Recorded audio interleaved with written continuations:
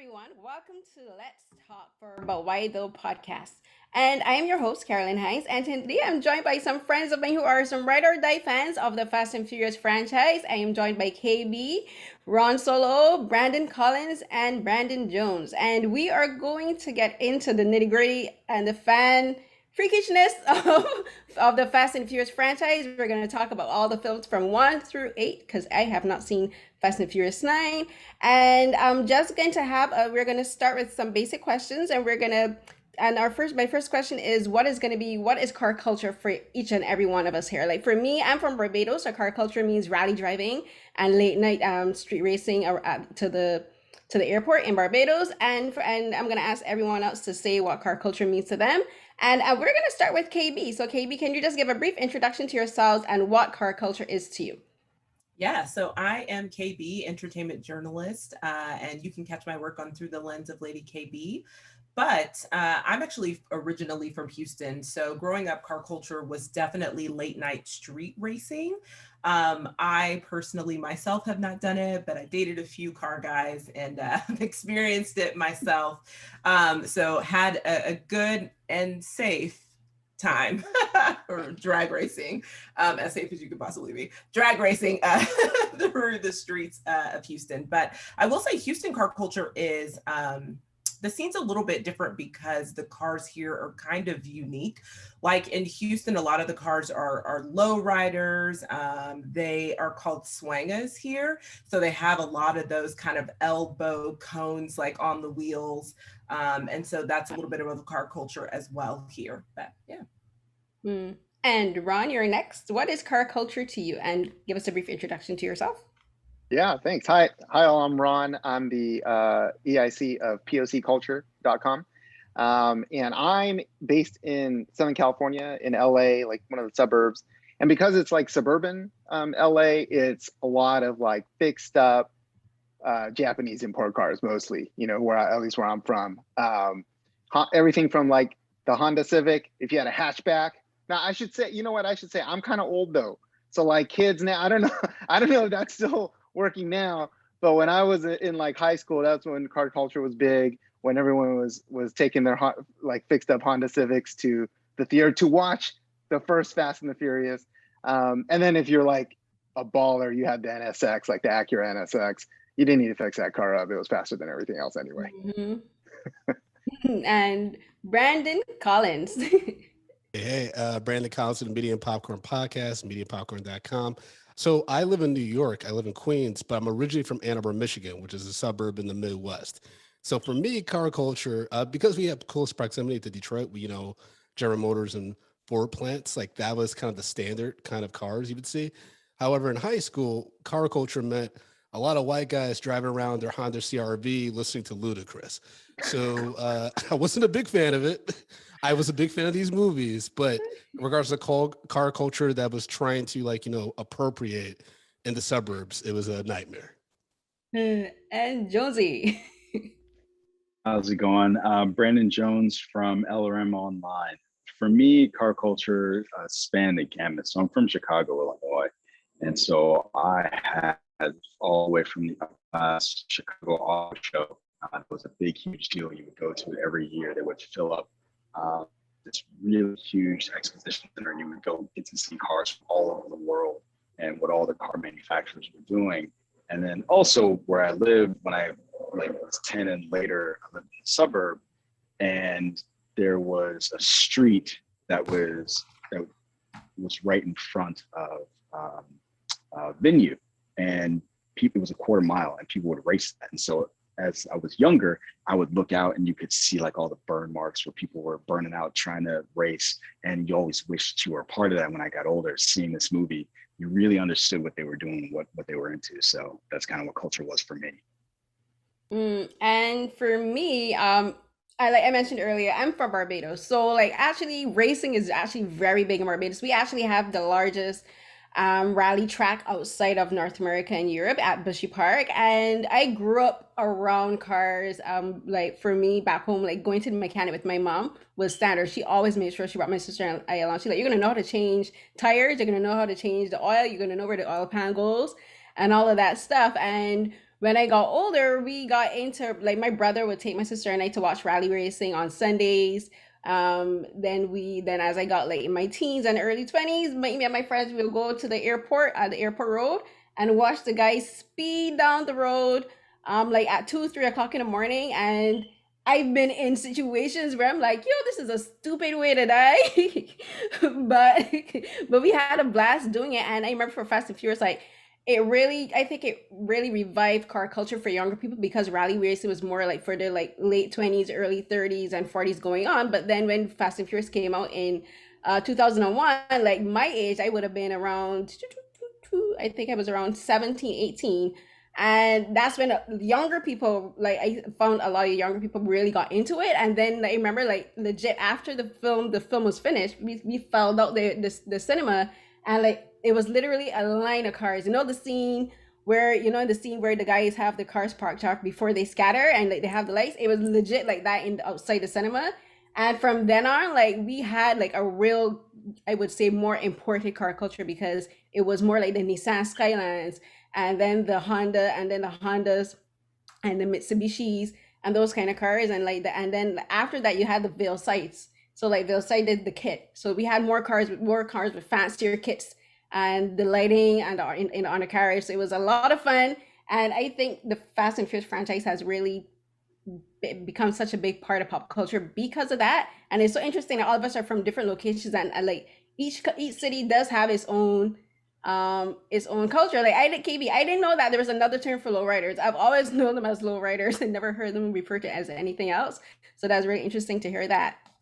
And so for then my second note, my second question is relating to that. So for each of you in your cities, did you notice a shift in the car culture after maybe even not the first film, but maybe even after the second or even after Tokyo Drift? Because I noticed like after Tokyo Drift, that's when drifting actually became more mainstream in Barbados and people would start to actually do drifts around the roundabouts. Like in the Caribbean, we have roundabouts. Our roads aren't like typically straight. So like roundabouts are perfect for drifting. So that's where I would say Tokyo Drift actually really boosted the culture there. So for each of you, for your city, like what was the change that you noticed? Whoever wants to go first can go. I mean, back in Ann Arbor, I'll jump in because I think my shirt. Oh, good. When the first Fast and Furious came out, like I remember a lot of people got into Knox energy drinks. That was like a big thing. And then some people like played around with putting it in their cars, but they didn't really know what to do with it. So, and there's no street racing in the suburbs. Like you get, that's where the parents call the cops and stuff, right? But there was a thing with like trying to be like really fast. And I remember my senior in high school, my friend Brett, I'm putting out his whole government. He was, we were riding to go get Harry Potter tickets for our whole group of friends. He wanted to do some Fast and Furious, like kind of spinning, like I'm Brian, I'm Paul Walker. And then he ended up crashing in the parking lot of our high school. The car flipped over, like he totaled the car. Also, it was his girlfriend's car at the time that was out of town. It was crazy. And I'm like, oh, because you wanted to be cool. You thought you were cute, trying to be over here to be Paul Walker. Brandon, this story escalated. Like, oh yeah, I mean that's what happens in the suburbs as a black man. Everything escalates. I had a similar experience. We like the last time I got in a car with a friend, we ended up on top of a roundabout and almost hit limestone wall. I was like, you know what? Last time I'm getting in a car with you, dude. They call my mom 3 o'clock in the morning. She like he got in an accident. We're like, yeah. Woo. I just love that Brandon's story started with, we're going to get Harry Potter tickets. And on the way there. Right. That's right. Like, I love it. KB? Yeah, so I guess I would say I didn't notice it. So I wasn't really like into the car scene prior to the movies. So for me, I guess they kind of happened simultaneously because the first movie came out when I was in high school. So I wasn't driving before then anyway. So I wasn't really, like I would not have noticed kind of car culture because I wasn't old enough. But when the first movie came out, I was in high school and so I started to notice kind of a shift even with the kids that I went to school with and the types of cars that they were having their parents buy them so that they could kind of soup them up and go racing. So yeah, I think for sure in terms of my generation, I think that the films helped kind of boost car culture in terms of our generation or my generation or, whatever. Ron? For me, again, because I wasn't in high school, I'm not even going to out my age here, but I wasn't in high school when when the first one came out. I wasn't too much beyond that, but I think I didn't notice that as much, but for us, that was the culture before that movie, and I think like all the cars behind KB right now in that picture, I saw that in my high school and when I was younger in the neighborhood all the time. I mean, like the big wings, just like the big exhaust, the neon lights underneath, like that was not an uncommon thing. And so it's funny because we always like all of us in various capacities talk about representation and being seen, and it's a different perspective, obviously, but from the car culture perspective, especially Asians, like we call them rice rockets. Sometimes it's derisively, sometimes it's just embracing it. But the rice rockets were all over where I grew up, and so it was just like see, like Hollywood's catching up. And so I know everybody hates on Tokyo Drift, but for me, I was like, yeah, finally now we got some Asians who are actually doing fixing up the JDMs. And so that I would say is almost reverse on where I'm from. Yeah, I mean, I already shared about the Ann Arbor situation. Like in Ann Arbor, there was a lot of luxury cars too, like because the wealth and stuff. So a lot of these kids had Lexuses and Acuras and all kinds of fancy stuff. My friend Barrett had a Cadillac CTS. I don't know if y'all remember the Matrix Reloaded, but that became like the biggest car at the time, and his mom bought him one, and I was like, yo, you're the coolest dude I know now. That's awesome. So like a lot of in the suburbs, because they're lacking originality. A lot of stuff like was taken, like appropriated from films like Fast and Furious and just other popular movies at the time. Like I remember even in the suburbs, kids wanted to dance like the ones in You Got Served, and I'm like, y'all got no rhythm. Like, how you gonna do this?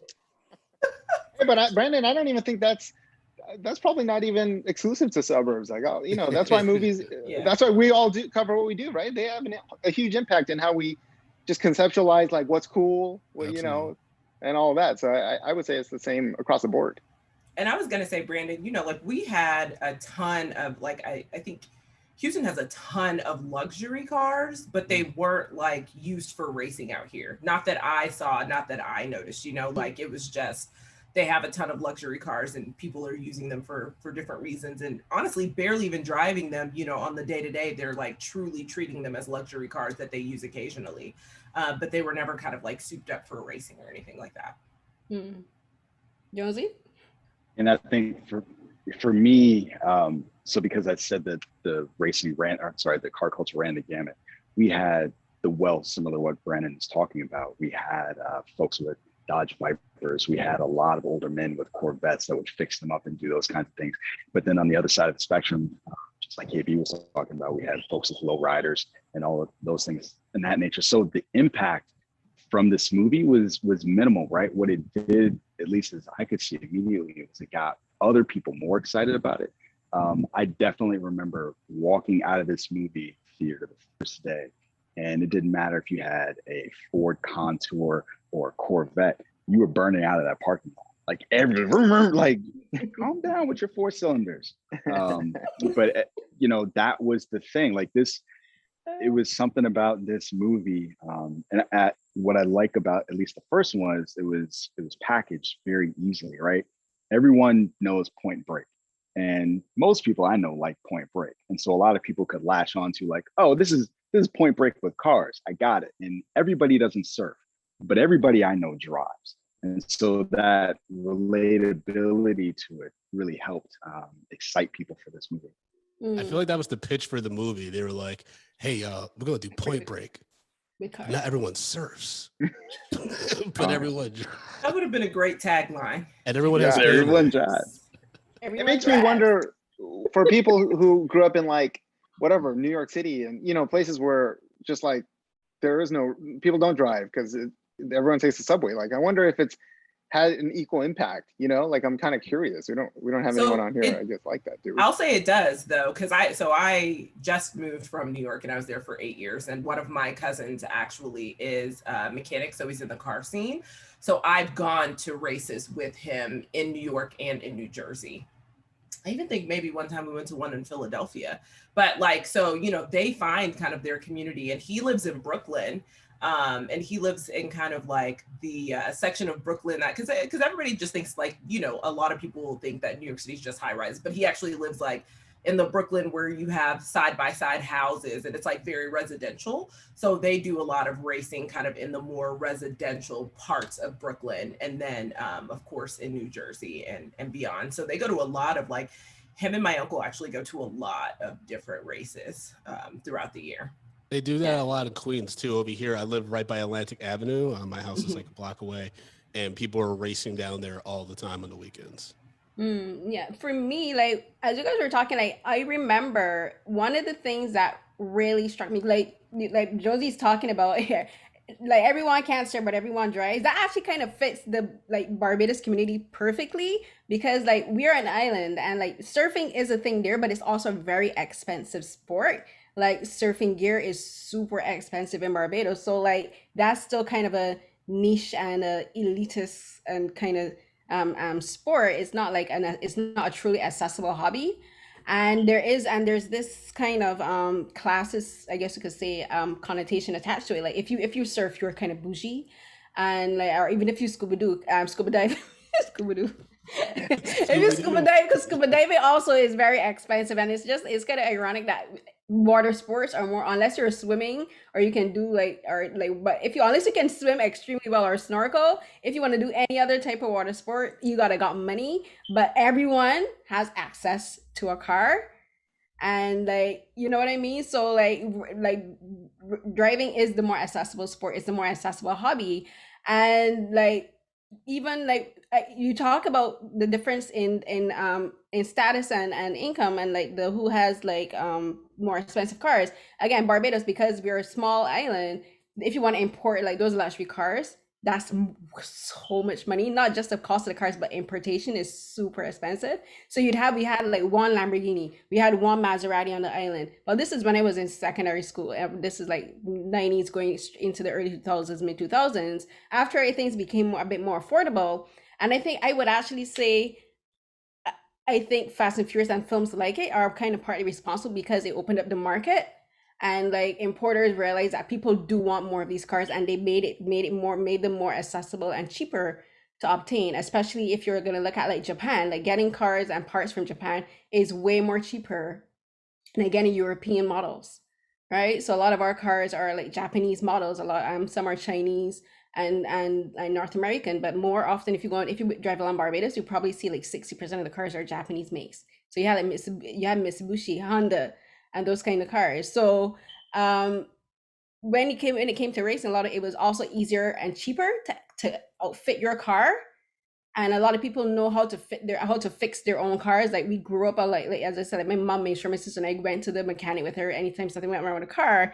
My brother and his friends, they would tinker around with each other's cars on like Sunday afternoons. So like that's part of the culture too. And so then when it came to racing on like Saturday nights going early into Sunday mornings, everyone kind of had an idea how cars worked and how to retrofit their own cars and how to do their own paint jobs. You go and rent a paint studio, you go rent a studio and go do your own paint job on a car if you want something simple. And I remember one of the shows that I think really impacted our culture too is I don't know if you guys know a show called Overhauling with Chip Foose. Nope. Oh. Okay, so this is like who's in this? Yeah, I'm like, what is so Overhauling with Chip Foose is like, he was one of the most iconic car designers, I would say, from the mid 90s to early 2000s. So like if there's this paint job called True Fire, and he kind of like, I'm not sure if he invented it, but he definitely innovated the technique for it. And so it looks like, you know, when you look at these cars, it looks like they're literally on fire. So that's called True Fire. So he actually innovated the technique for True Fire and like those kind of things. Like when you have shows like where they retrofit those cars, like when they put like jacuzzis or whatever in the back of the cars, like a lot of that stuff was influenced by his show. But like that was a big show in Barbados. I think it was a National Geographic show or Discovery Channel show. I think one of those. But then there was also the racing games. I don't know about you guys, but I grew up playing Gran Turismo. So that was like, Need for Speed. if you didn't have money for a car, you could at least go get a Gran Turismo set and play to your heart's content. And since I was too young to drive, that my brother got my sister and I a Gran Turismo game, and that's how we spent a lot of our weekends playing games. So like that was how I think like me and the car culture kind of like that's my idea of car culture too. There's an actual car, then there's a digital car, and then there's a car in the TV. What's funny is watching them in Fast and Furious, the first one, and they're playing Gran Turismo. You're like, oh my God, that looks so terrible. I used to love that game, but it looks horrible. It does not age well at all. No, The game. Yeah. I used to play Mario Kart and Crazy Taxi back on the Dreamcast. Yes, Ooh, Crazy We got any Taxi, youngins in yes. the chat, but yeah, not Yeah. that. I never play Crazy Taxi, but I will still play great. Mario Kart Oh, Yeah, I So- play Mario Kart now on my Switch. all the time. Right, exactly. Mario Kart is like one of those games that will always be in fashion. Like no matter what kind of fancy or POV games or first person shooter games to come up with, like we will always go back to the classics like Mario Kart, Duck Hunt. If I could get myself a Nintendo set for Duck Hunt, I will gladly go back to Duck Hunt. Like pew, pew, take that little sucker, Yes. Yes. take that sucker out the sky. I used to love Need for Speed Underground because that yeah. one seems to be the one that was the most influenced by these movies specifically, right? Because they were the ones that had the turbo boost, the NOS in them, and where you could trick your car out and all that other stuff. Like I loved that game because it had such a connection to these movies. It's true. It's true. And so kind of going off of that, so like my third question is, so which film out of all the films, I guess this would more apply to the first first five films, do you think had a more impact on car culture and also on fans? Because I think as the films progressed, like that you went from just being a casual fan of the first or second one, but by the Tokyo Drift, you were like, I am locked in, I am buying whatever they're selling. So which film was it for you personally, and then which film was it do you think influenced the culture at large? KB? Yeah, so I'll say for me personally, I still really enjoyed the first one. I think mostly because like in my mind, it's like the grand introduction to something that honestly I never thought was going to go beyond the first one, right? Like while I was watching it, I never expected it to be where we are now into the ninth film. Like you're just looking at it, you're like, yo, this is so dope. The music was really good. And it was actually really, really truly centered on car culture and racing. You know, I feel like since then, like the films have evolved and now they're like kind of doing a whole lot of things and cars are still at the center, but like they're doing way more than I ever thought possible when I first saw this first film. But I will say in terms of the culture, I think Tokyo Drift had a really huge impact. Like I know you were saying out of the first five. So I think Tokyo Drift for sure is going to be the one that I think that had the most impact from that standpoint. I completely agree with that. I think the first one definitely introduced this idea of car culture and like drag racing, especially for communities that weren't familiar with it. But Tokyo Drift definitely, I remember people having debates about the cars that were used in the movies, people that never talked about cars, and especially Bow Wow's car, the controversial square, like cube car. I remember so many people were debating if it's a cool car or if it's trash. And I remember that's the first movie where a lot of people were talking. No one talked about Too Fast, Too Furious when it came out, but I remember Tokyo Drift because it was so different too. I think people wanted to see what it's about. And then, you know, obviously people fell in love with the character Han, and then you had the Vin Diesel tease at the end. So a lot of people were like, oh, this is a cool movie, actually. I know like longevity, people like kind of trash on Tokyo Drift, but that's what started Justin Lin in the series. It's technically a sequel to freaking Better Luck Tomorrow. Like, I think that's the one that started us on this path that we're at now. Isn't that so funny? Like everybody hates on Tokyo Drift. Like it's always at the bottom of like the Rotten Tomato rankings or the, you know, whatever ranking all the fast films. But I think you're right. Like I think you hit it on the head. And, you know, we all messaged about this before, and Brandon, I want you to keep talking about that Better Luck Tomorrow connection, which I love. But at the end of the day, like I would say the first and third, like first obviously set it off. It really was about racing. They're actually racing for money. I think it was like $2,000 and pink slips and things like that. And look, my friends and I mean, not I had a station wagon. But my friends who actually had cars, you know, they would always joke about, oh, you want to race for pink slips? Now, like none of them had the guts to actually do it. But it was always part of just like the culture of it. And then, yeah, 3, I think it took it to a new level of just it being crazy and even more exotic and wild. And I think it had an impact on pop culture, on media, on people even if maybe like the film hasn't aged that well.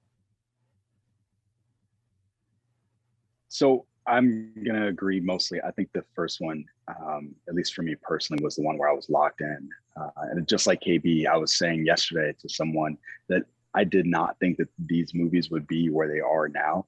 And when you look at the other stuff that came out since, it's the first one that solidified this series as kind of being what it is, in terms of people enjoying it. Because you look at Gone in 60 Seconds, or even now you've got a movie called Need for Speed that came out, Biker Boys, Torque.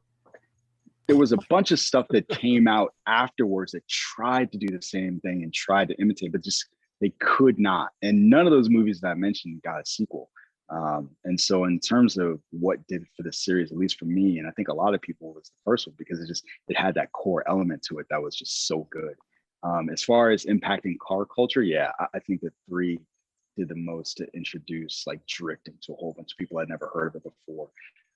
And it's crazy because things like Initial D were out there before Tokyo Drift. If you were into Japanese culture and anime and things like that, and manga, you knew what this stuff was. But in terms of impressing and drawing in American audiences, 3 did that.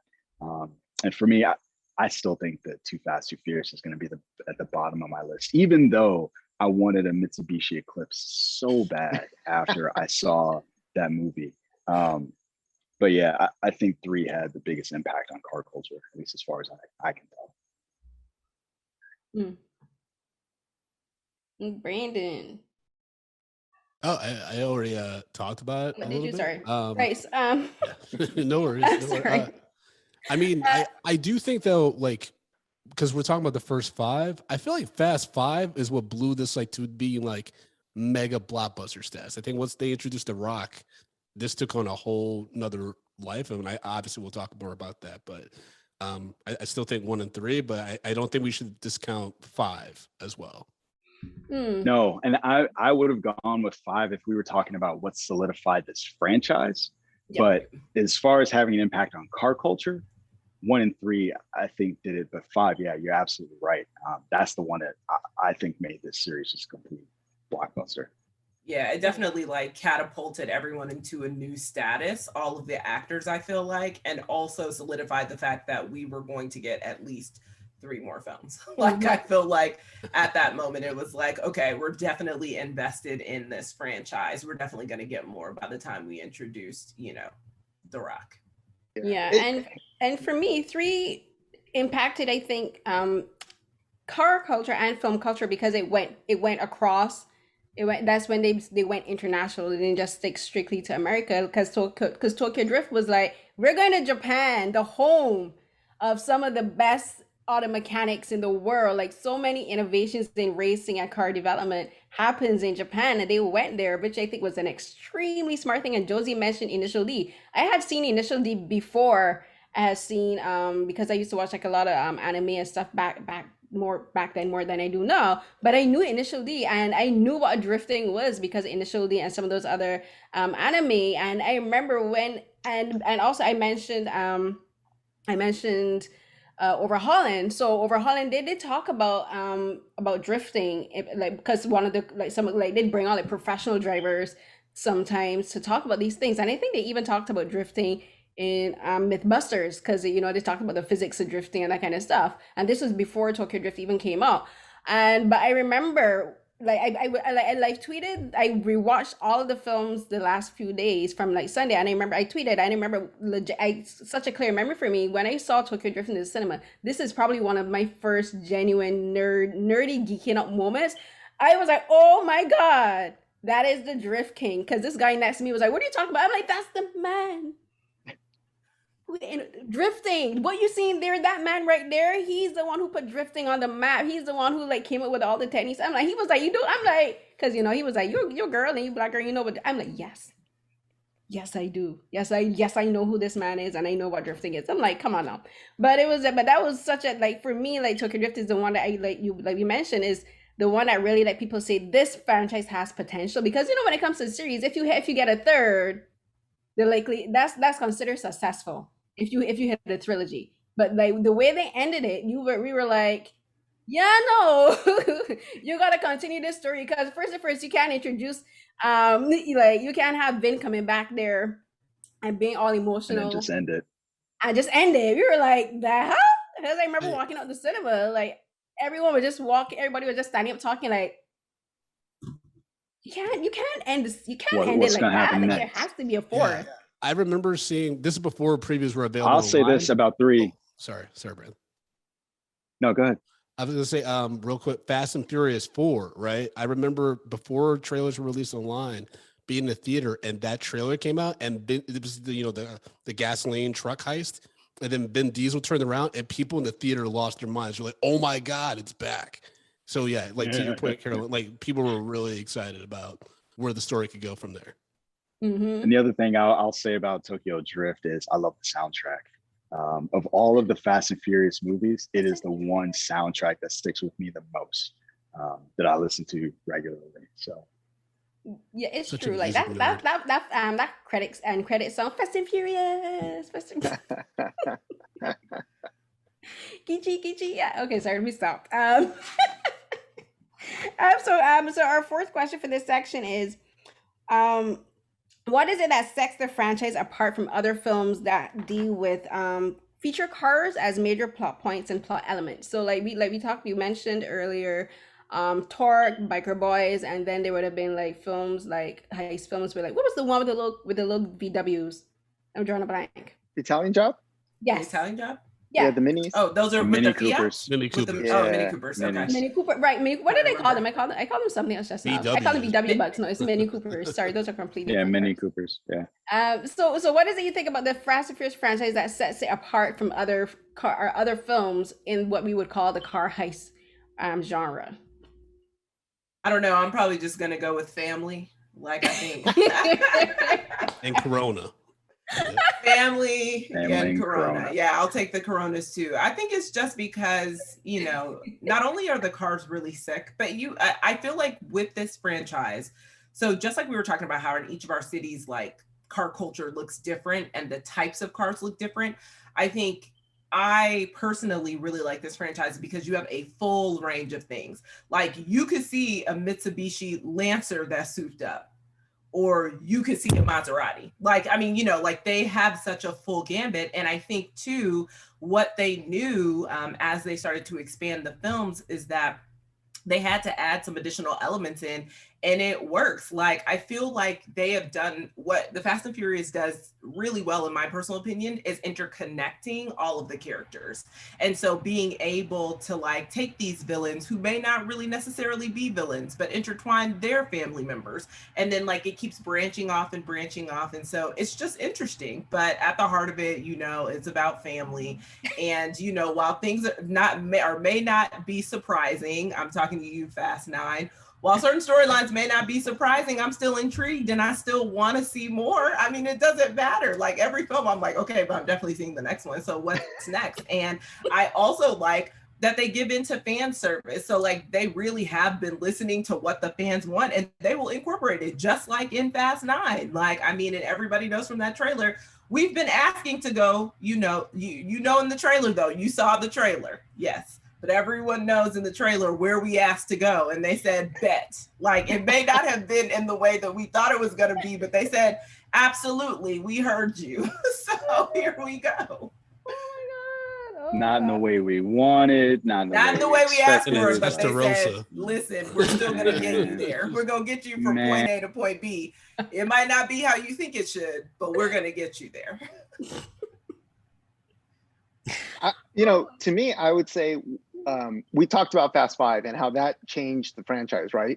And to me, it's like it made it less about the cars and car culture and racing, and it embraced all the other things that it had started picking up over the last, the first several films, right? It started getting it got Tyrese, it got, other actors from different genres, from rap, from music, and like just people who are diverse, international, right? And it started embracing all these things of just being absurd, and it made the cars like a beautiful accessory that's part of the absurd family action story. But it's kind of like everybody, when there's a Batman film, everyone's like, cool, what does the Batmobile look like? Does he have that wing? Does he have, and people like that. And so that's what the Cars turned into. Like there's always the moment in every fast film when they're talking about whatever the mission is like, okay, now let's show the cars. And they unveil these like sick cars. And that's like a great moment, but the cars aren't what it's about anymore. And to me, that's what set it apart. It embraced the absurdity of like, we don't need to keep it like a niche car movie, like maybe these other films we've talked about where it's considered a niche. And it's just this crazy, loud action film that, like KB said, it's like, it's a crowd pleaser and it's happy to pander to the fans. We want to be pandered to, and they're like, good, we'll pander. Like, let's go. I think one thing that sets this apart from other franchises is these people are superheroes. And their superpower is not that they can fly, it's not that they can run really fast, it's that they can drive really, really well. Right. And so I think when you add that with cars and you do these insane stunts like, pulling a safe out of, a bank, like, a police station, and then driving it through the city. First of all, these movies are so entertaining. I forget about all the casualties that are definitely happening with that safe just going through stores and everything. But yeah, like, I mean, even in Fast 6, when Dom first catches Letty with the car after she just skipped off a tank, it's just like, okay, sure, I'm all in. Like, I don't care. This is fun. Like, you never seen anything like that because Fast and Furious takes itself seriously to a certain extent where it's played straight, but you know how silly it is. Whereas other films, they really struggle with that balance when it comes to car heists. And so, like, for instance, like Gone in 60 Seconds, some people reference that. Nicolas Cage and Angelina Jolie are both trying to one up each other in craziness. So it's just hard for you as an audience member to even connect with someone. Whereas at Fast and Furious, especially now where they're at, there's someone in the cast that everyone can connect with and everyone can personally relate with. So that diversity, inclusivity, that's also been a huge positive. Brandon, you're right. Yeah, and no I think one dives off a cliff more in a car than Dom. You're what is happening? He's driving through a minefield. He's just like, how fast I gotta go? What? That's not how this works now. Calculate the numbers, Tej. How fast we got to go? It's like, oh my God. I'm going to agree with Collins and I'll just say it like this. I think it's the characters because once you get past the cars, like Ron was saying, it's an accessory. They're at the heart of it. And so by the time you get to 4, you're invested in what's happening with Mia and Dom and Brian. You want to see like, is that going to work out? What's going on with that? You want to see what's happening when Vin Diesel meets up with Paul Walker again, because the last time they saw each other was 2 movies ago, right? And they did a good job of interweaving all of that drama into each subsequent movie. And you start to care more and more about kind of the mythology and the history of these folks. And so, just like we're talking about these people as being superheroes, they've got their own backstories and mythologies and origin stories, and it's so cool. And that's the thing that I really love about it, and that's the thing that kind of makes it stick for me. Yeah, for me, like it's everything you guys say. Because whenever anyone asks me why do you like this friend? Because there are people who think that it's silly. I'm like, I love it because it's silly. Like they've leaned all the way in to the absurdity, and like the first 3 films are kind of serious and they do deal with like heavier topics because the first one is about, it's like that's when they were introduced and these guys they're criminals, but it talks about DVDs and old TVs. Exactly, but it talks about trust because like Dom is talking about why he trusts Brian and like his family and that kind of stuff, and like the history of how them and poor Vince, R.I.P. Got together and why they're so tight. And then by the time they got to 5, they were like, F it, we're gonna jump a super expensive car and do a car hop from one building to the next in Abu Dhabi of all places. They were like, I love it. Like, how can you not love a franchise where the directors and the stunt crew and the VFX team, I gotta give props to the VFX teams because I don't think they get enough shine with this series because all of these stunts we know are VFX. And they pull it off so well. I think the integration of reality and VFX is so well done in this series. Like one of my favorite stunts is the bank heist. And the reason that's done so is like, you like it looks so real, and they sell it all so completely that you're just fully invested in it. And that's why I love this series. Like I get fully invested in all of these ridiculous stunts. Like physics does not apply to these people. Things fall, but they don't. Things break, but they don't. Their skin is indestructible. Like Superman It's got Fast nothing. 9, Carolyn. You gotta see the new Man, one. I haven't new even one. seen 9 yet because 9 isn't available in Toronto yet because of this dark Oh, pandemic. Okay, gotcha. But like they're indestructible. When in 5 is when I was like, these people can't die. And I said this, and this is even after Tokyo Drift, I was like, Han is alive. My theory was that he went through a manhole and went up into the Japanese mountains to recover with DK and his family. They mended fences and they become friends again. But 5 is when I say these people can't die because Dom jumped from a bridge, caught Letty midair, hit the windshield of a car, cracked it, but did not crack his back. I'm like, this man's spine should be shattered. He should have multiple internal injuries. He should have a severe concussion. He should be in a coma, but no, he got up, held Letty's hand and walked away. I'm like, these people can't die. But you I know, am you gotta- in this But for that's life. the gotta thing, disp- like, Wait, so Yeah, Carolyn, you mind if I ask a question real quick, Carolyn? Hmm. So you referenced Han and whether or not he went to the manhole cover. For the folks that have seen 9, just so we don't ruin it for her, can I get a thumbs up or thumbs down? Did you like or dislike the explanation of his return? I have some idea of what happened, but like, I'm giving a thumbs down. I saw Collins. I'm in the middle because I like the Han is additional layers that come with it. That's all I'm going to say without Okay. spoiling it. Okay. So Okay. I like the additional layers that come with it. I don't necessarily like the explanation of the death, if that makes sense. Like, Okay. I like It the does. things that come with it in terms of Han's recovery.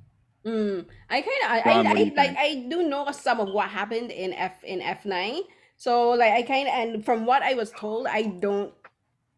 Ron, why did you tell us too? What is happening? Oh, Yeah, Ron's these been over people here are dropping listening to us. bombs, Ron just dropping bombs in the middle of the I'm chat. just, Like, I'm oh, trying I to keep it haven't on the seen low. I'm trying to keep it on the low. Ron hasn't seen Fast Keep it 9. on This the is low, blasphemy. Ryan. What are we doing this panel for? Unacceptable. Listen, that's why I'm Unacceptable. only on the first half. I'm dropping off after the Kay was like, get out of here. You can't be on the second half. But we've at least seen the trailer. We all saw the trailer. We all saw. Right. Everyone to be knows fair, the- Han returns. Sure. To be Yeah, fair, and There's a everything's in the whole trailer. explanation for how. Wait, And there's a I've trailer? heard people talk about they're just conflicted. Yeah, he's in the trailer. And so I'm just- people are Come just on conflicted now. as to whether or not they like it. I To don't be know. fair, I think that they kind of, in my personal opinion, when it came to dropping the trailer for Fast 9, I definitely would not have put Han Nope. or the reference to space in there. I wouldn't have done either of them. Yeah, Like, I don't would've know been why like, they let's did save that. So, these things That's and a put something else in the weird trailer. thing. That's a weird thing that they do with movie trailers now, right? So like Captain America Civil War, it's like, why is Spider-Man in this trailer? Like that should be a thing that we get later. I don't understand why you're showing me Black Panther. Like, let me Or get to even the hint theater at and it, be because surprised I by will some say, 'cause shit. I'm sorry. Can we curse? Are we allowed to curse? We can talk about I that. don't know, Kate. Sorry. But let's keep it PG-13 just in case. But I agree with you because I saw the first trailer. She's like, you can. I saw the first trailer. Hell yes. I saw it at Sundance, and I remember I even took a video recording because I was like, please let Han be alive, but I didn't think they would actually show him. I thought like it would be a reference, like someone might mention his name and that would have been enough for me. And they showed him. I'm like, I love that they brought back Sun Khan, but I'm like, it would have been great if they didn't actually show him, because like leave us wanting more and it would have been enough. Because like for all these years I've been saying that Han, I don't care what reason they need to bring Han back, as long as they bring him back. But then after watching F8 and Hobbs and Shaw, I was like, you need to make it a little bit more believable. You got to make it make sense a little bit. And I'm like, this with this. Well, that's franchise, weird I'm that you not ever say asking after for- seeing Hobbs and Shaw. It's weird Huh? that you say after seeing Hobbs and Shaw, because that was the most unrealistic. That's you what could go, brought right? Han You back, got, though, I think. like, the fact that Shaw is even in the family, that irks my soul. That's why I think they brought Han back, because people were getting pissed Yeah. off that they were accommodating Jason Statham, who should have been Right. just a villain. They wanted him to be likable, like Negan from The Walking Dead. And so then they were like, well, people keep saying justice for Han, so let's just say Han never died. Like it does feel like a little bit of a scapegoat. I love the character, so I'm glad that they're back. Spoilers. But it's it just I wasn't I wasn't a fan of how they did that roundabout for Justice Day. But let's be honest, like emotionally speaking, like you were just talking about how people like how Shaw shouldn't be in the family.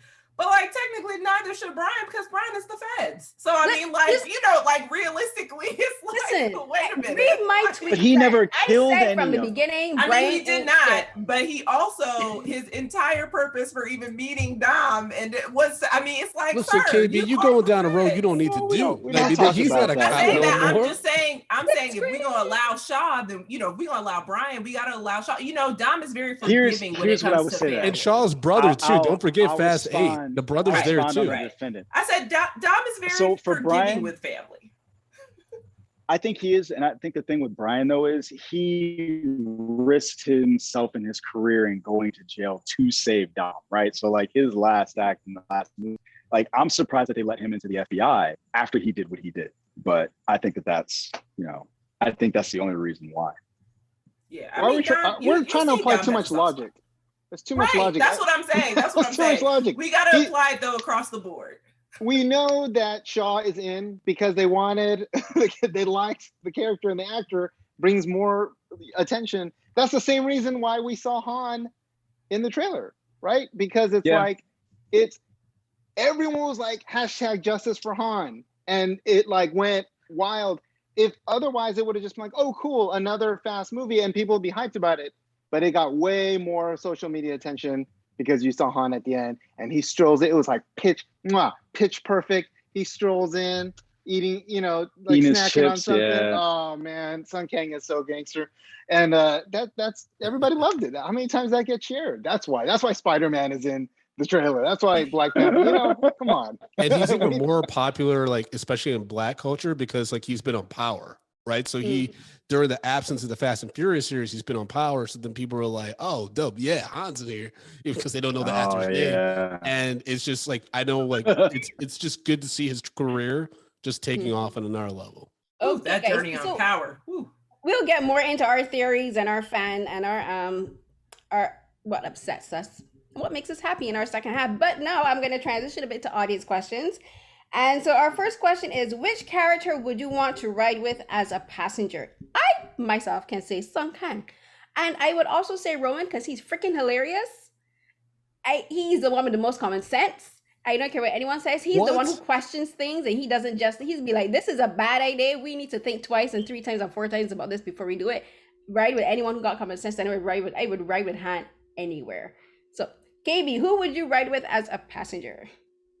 I adore Han, so I would ride with Han for sure. But if I am just throwing every inhibition to the wall, and I'm just going to, live freely and potentially die, then I would ride with Dom because, like you always know, if you ride with Dom, you're going to get into something like something extremely dangerous.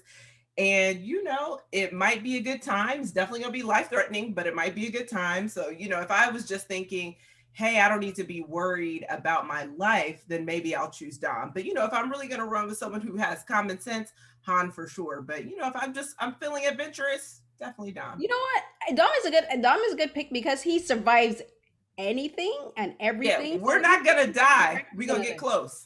But we're not get close, but you're right. You walk out. Yeah. Ron and the 2 Brandons.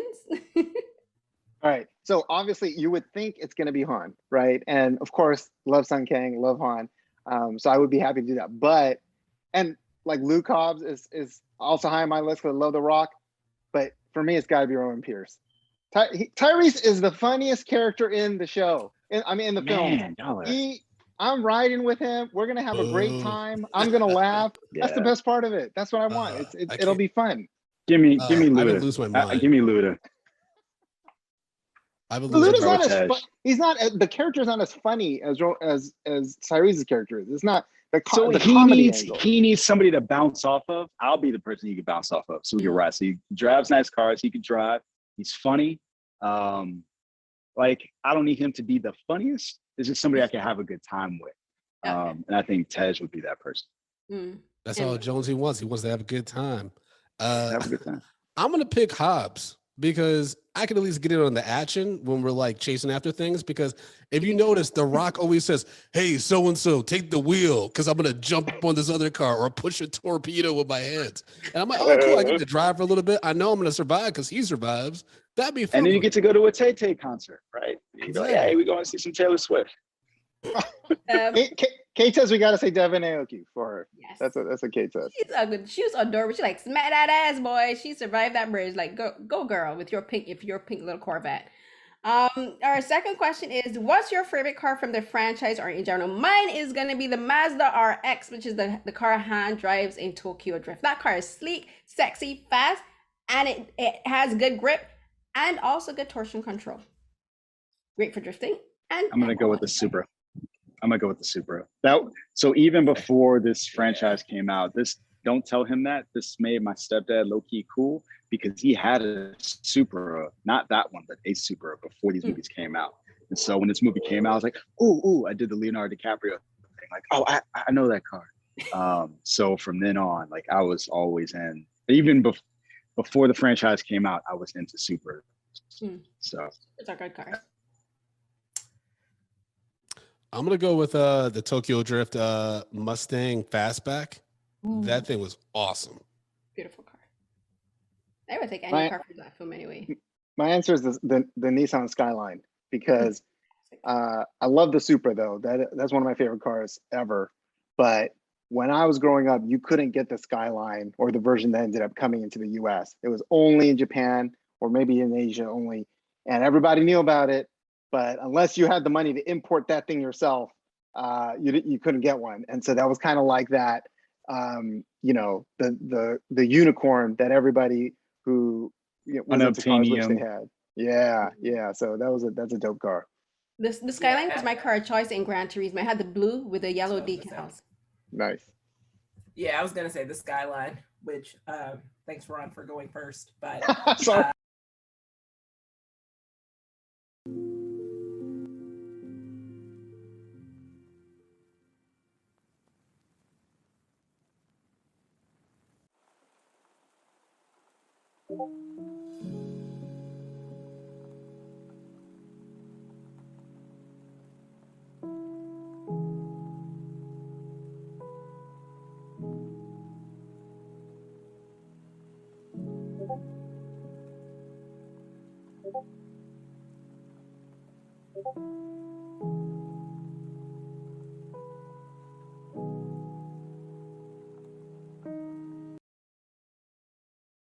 Like those are my style cars. And like this one's a question I'm gonna answer. Like, if there was one stunt that you would like to do from the franchise, what would it be? Like the most ridiculous of all the stunts, what would it be? Oh, well, you haven't My seen answer's 9, a spoiler so though. yeah, that's why I was like, you haven't seen 9, so that's Okay, so I say do it. Who cares? That's okay. Whatever. Okay. I assume people who are watching this have seen it, right? I would love to jump someone midair who's like doing this like secret agent spike, like sliding across the cathedral and different buildings. That's like the coolest stunt I've seen in a long time. It's absurd, but it was a lot of fun to see that. Yeah, and we have time for one more question. So the last question will be: where do you see the franchise headed in the future?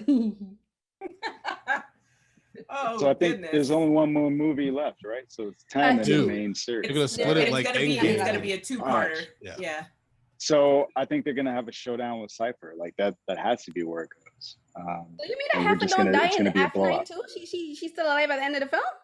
Oh well, yeah. What? Well, they just gotta see announced what? this week that she's gonna. Listen, That's not the you- spoilers. Not a They spoiler, did 'cause they announce announced- this week that she's gonna have her own spinoff. So I was hoping, did she at least walk with Did a broken she? leg? Oh wow. that's what they Okay. announced this week. What? Yeah. So Yeah, That's I saw that. crazy. It was I like, missed that. so again, I'm like, I hope they don't do the Hobbs and Shaw and try to make her a sympathetic villain. No, I think I have a theory that they're gonna bring back Giselle because they brought back Han, and Giselle is gonna have some type of relation to Sypha. right? Please And then I think that I think Cypher's gonna get together in a bad Avengers. So she's gonna get the dude from the first movie. She's gonna get Cole Hauser from Too Fast, Too Furious. She's gonna get the cartel dude from Fast and Furious 4.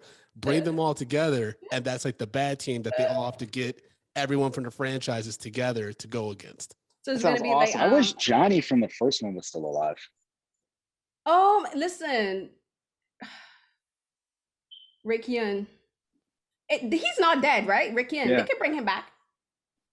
I mean, No, to be Brian fair, Shaw. they could bring anyone back. They even could if bring they anyone didn't back. die. It would be They like could. Joker's out. It'd be like the Arkham Asylum of Jokers of villains, right? So like Speaking of bringing people I back, I'm think so it's glad. weird. Isn't it weird that Eva Mendes hasn't come back? she's had not. that- She's not probably acting will. anymore. That woman got married, got a Yeah, she has baby, that and has a post-credit fashion line. scene. She's not acting no more. Yeah. She had the post-credit scene in Fast 5. That was about it. Yeah. She might come Yeah. back. You never know. She Then did again, not stop. She didn't stop acting completely. She's been not in some completely, stuff, but like yeah. I mean, I feel I'm like just surprised. I feel like in the end we should expect to see everyone in some capacity. I feel like in this two-parter that's ending the entire franchise, then we should expect to see people, even if it's just In an briefly Avengers for a Assemble moment. So, It's like Seinfeld. They'll just run through everybody, bringing everybody in. Speaking of bringing people back, I just have to say before we end this part, I'm so glad that my guy Jason Tobin was brought back, making that Better Luck Tomorrow connection. Jason is awesome. Here's the thing we'll probably talk about after the break. I think he's playing a different character though. Han is the same character, but Virgil is a different character in Better Luck Tomorrow because he's essentially like kind of brain dead at the end of that movie. I'm not spoiling a movie. It came out like in 1999. Spoilers. all right, so I think this is the perfect way to end our first session. This has been so much fun. Yes, I finally get to geek out with other people about Fast and Furious who actually geek out with me. This has been so much fun, guys. So we're gonna go on break and we'll be back in how long is our break for? We'll be back after 15-minute break. So see you guys soon. Yay!